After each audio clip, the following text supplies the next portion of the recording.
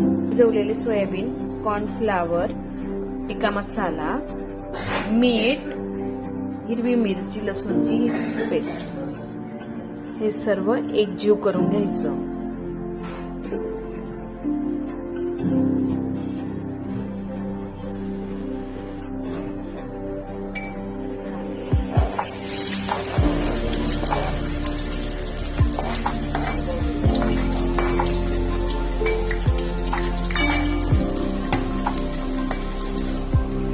कांदे ब्राऊन झाल्यावर शिमला मिरची,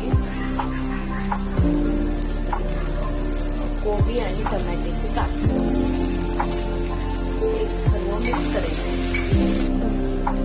सर्व एकजीव झाल्यानंतर त्यात थोडंसं मंचुरियन मसाला, या ठिकाणी आपण लाल मसाला, चाट मसाला पण यूज करू शकतो. त्यानंतर टोमॅटो सॉस, त्यानंतर डार्क सोया सॉस, तो आपल्या मर्जीनुसार आपल्याला किती हवा आहे तेवढी यूज करायचा. तो सर्व एकजीव करायचा. आपली ग्रेव्ही सर्व प्रकारे एकजीव झालेली आहे. त्या ग्रेव्हीनुसार आपण थोडं पाणी ऍड करायचं. आपली ग्रेव्ही ही सोयाबीन चिलीसाठी परफेक्ट रेडी झालेली आहे.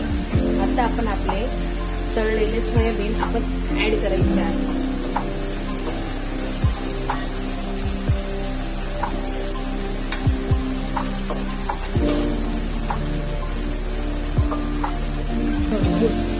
सोयाबीन हे आपले परफेक्ट मिक्स झालेले आहे आणि आपली आता सोयाबीन चिली ही रेडी झाली आहे.